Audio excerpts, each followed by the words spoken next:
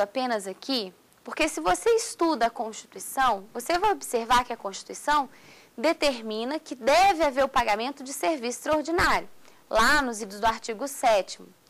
E ela vai dizer que esse pagamento por serviço extraordinário é de, no mínimo, 50%. E aí, a Lei 8.112 achou por bem estabelecer o pagamento do serviço extraordinário para o servidor, no mínimo, 50%. Mas não há nada de ruim nem de errado nisso. A Constituição fala que é no mínimo 50%, a Lei 8.112 fala que no caso dos seus servidores é 50%. Totalmente diferente também da CLT, que diz que isso será definido em convenção e acordo coletivo. Então, cuidado apenas para você não confundir uma esfera do direito com outra. Não achar que os 50% são mínimo e nem achar que vai ser definido por convenção para o servidor também.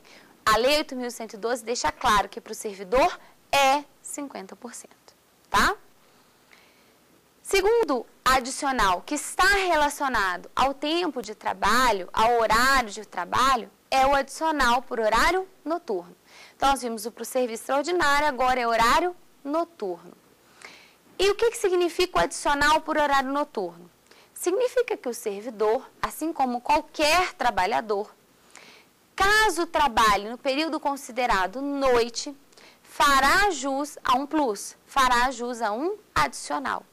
Trabalhar de noite não é saudável para nenhum ser humano, por isso quem trabalha no período considerado noite merece ganhar mais do que alguém que trabalha de dia. E o que é período considerado noite? O que seria trabalho noturno? Para o servidor, né, no caso do servidor, das 22 horas de um dia até as 5 horas do dia seguinte. Então, das 22 de um dia às 5 horas do dia seguinte, nós temos aí o período considerado noite. Período considerado noite. Se você, servidor, trabalha das 22 horas de um dia às 5 horas do dia seguinte, você faz jus a ganhar 25% de adicional por serviço noturno. 25% é o percentual do adicional por serviço noturno. Aqui, mais uma vez, eu vou fazer uma observação comparando a CLT e a Constituição, para que a gente não misture as esferas. A Constituição estabelece que todos os trabalhadores que trabalham de noite fazem jus ao adicional por horário noturno. Todos eles fazem jus ao adicional por horário noturno.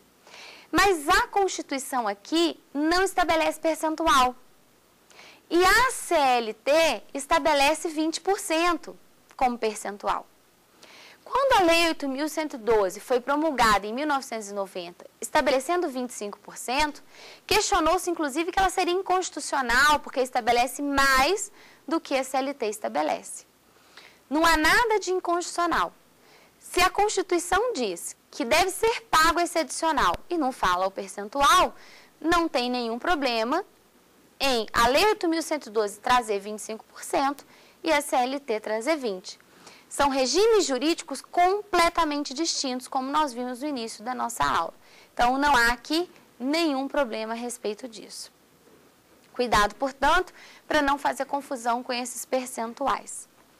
Para fechar os adicionais, o último adicional é o adicional de férias. É o adicional de férias, que é aquele valor que você recebe para gastar, aquele valor a mais que você recebe para o período de férias, que é 1/3 da sua remuneração.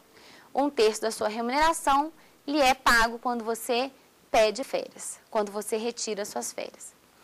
Portanto, a gente pode linkar o último adicional com o nosso próximo tópico, que é o tópico férias do servidor. Já que estamos estudando os direitos e as vantagens do servidor, nós sabemos que ele tem direito a receber férias. O adicional de férias nós acabamos de ver, 1/3 para gastar nas férias.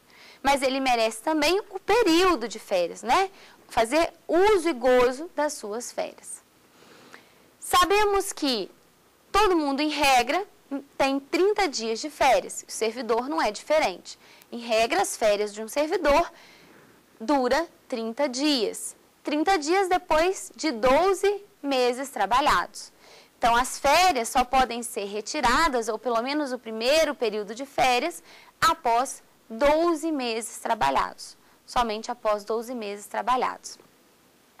Trabalhou 12 meses, primeiro período de férias. Isso porque segundo, terceiros períodos aquisitivos de férias podem ser períodos que foram quebrados, ou seja, podem ser períodos parcelados. Isso significa dizer, eu posso parcelar férias, portanto, com 6 meses eu posso já tirar aí 10, 15 dias de férias. As férias podem ser, portanto, parceladas, sim, em até 3 parcelas. As férias podem ser parceladas em até 3 parcelas. Mas e acumuladas? As férias podem ser acumuladas? Sim, as férias também podem ser acumuladas. Só que eu só posso acumular as férias em até 2 períodos. Só posso acumular em até 2 períodos. Passou de 2 períodos, eu tenho obrigatoriamente que pedir e retirar aquelas férias. A própria administração determina que eu retire, porque atualmente servidor federal não pode acumular mais que 2 períodos de férias. Uma observação muito interessante a respeito de férias. As férias podem ser canceladas? Podem ser canceladas sim. De repente, eu costumo brincar, né? Você está lá nas Ilhas do Caribe, gozando das suas férias, chega uma notícia para você, olha, volta que você tem que trabalhar, cancelaram as suas férias. Quando você vê a notícia, eu digo assim, você nem achou ruim, porque sabe o motivo do cancelamento das suas férias? Ser jurado, ou então ser mesário de eleição. Ninguém vai achar ruim, né? Nós vivemos uma democracia, você vai ficar feliz de poder ser o que a gente viu na primeira aula. Lembram-se? Honoríficos, munus público, honrabilidade. Então, imagine vocês, né, felizes e contentes, voltando do Caribe, porque vão ser mesários em eleição. Tenho certeza que ninguém vai se importar com isso. Viva a democracia. As férias podem ser parceladas por isso. E também podem ser parceladas em razão de calamidade, necessidade, até mesmo interesse do serviço. Imagina que você é fiscal e é preciso, ou por exemplo, você é um agente de saúde, agente sanitário, e lembra que nós vimos já sobre a epidemia da dengue, vem a epidemia da dengue, eu não só vou contratar temporário, como vou chamar todos aqueles que estão de férias para trabalhar ali, para contratar o mínimo de temporário possível, tá?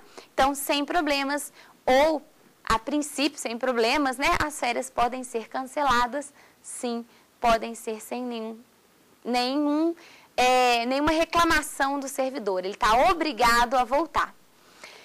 É só interessante que vocês percebam o seguinte, gente. Quando eu estou falando dessas férias, vocês devem ter visto no início. Eu estou falando das férias regra.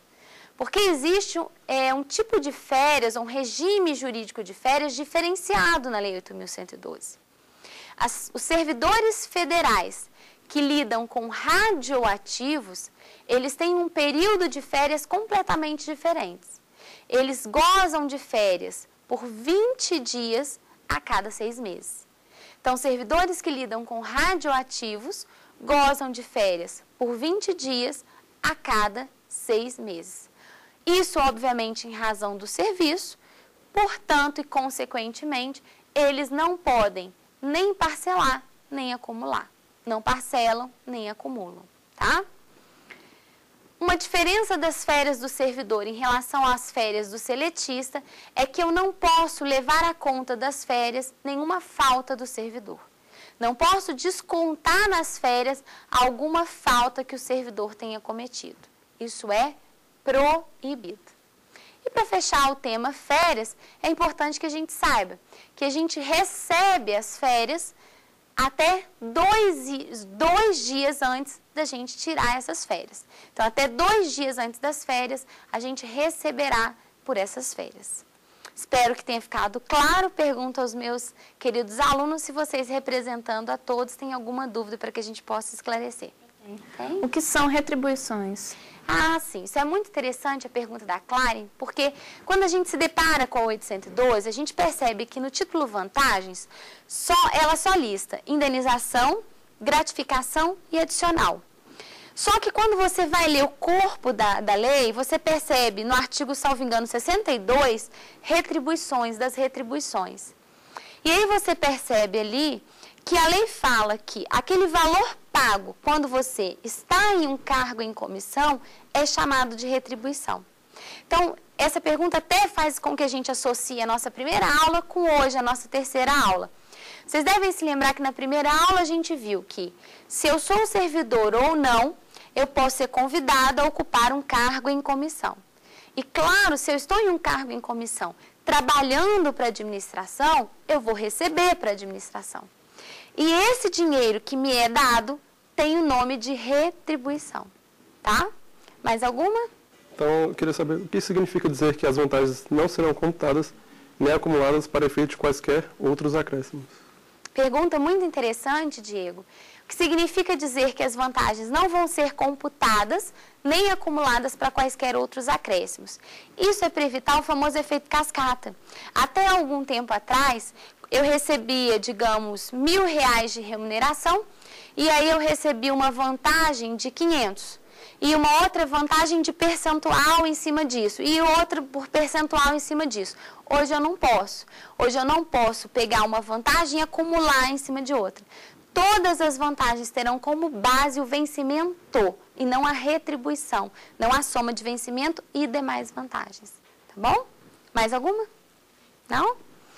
Bom, então, para a gente resumir o que nós vimos hoje, nós aprendemos que os servidores têm diversos direitos e vantagens. Direito básico, direito a ter pago o valor pelo trabalho prestado, que pode ser chamado de vencimento ou pode ser chamado de remuneração. A respeito disso, nós destacamos a súmula vinculante 15 e a súmula vinculante 16. Depois nós aprendemos que existem diversos tipos de vantagens. Portanto, elas são divididas em grupos, indenizações, gratificações e adicionais. Que as indenizações não são propriamente vantagens, por isso elas não ficam limitadas ao teto remuneratório. Já as gratificações e os adicionais são propriamente vantagens, portanto, ficarão limitadas ao teto remuneratório. Indenizações nós temos 4, diária, ajuda de custo, auxílio transporte, auxílio moradia. Gratificação 2, que é a gratificação natalina e é por encargo de curso ou concurso. E os adicionais são 6, insalubridade, periculosidade, atividade penosa, serviço extraordinário, horário noturno e adicional de férias. Percebemos que a Lei 8.112 traz 2 regimes jurídicos de férias, regime regra e o regime para quem lida com radioativos. E com isso a gente fecha a nossa terceira aula de Lei 8.112. Espero vocês na próxima aula para nós entrarmos num tema bastante polêmico, onde nós falaremos a respeito de licenças, de afastamentos. Devo lembrar a vocês que quem quiser ver a aula pode acessar o YouTube. O endereço é www.youtube.com/saberdireitoaula. www.youtube.com/saberdireitoaula. Aguardo vocês na próxima aula. Obrigada.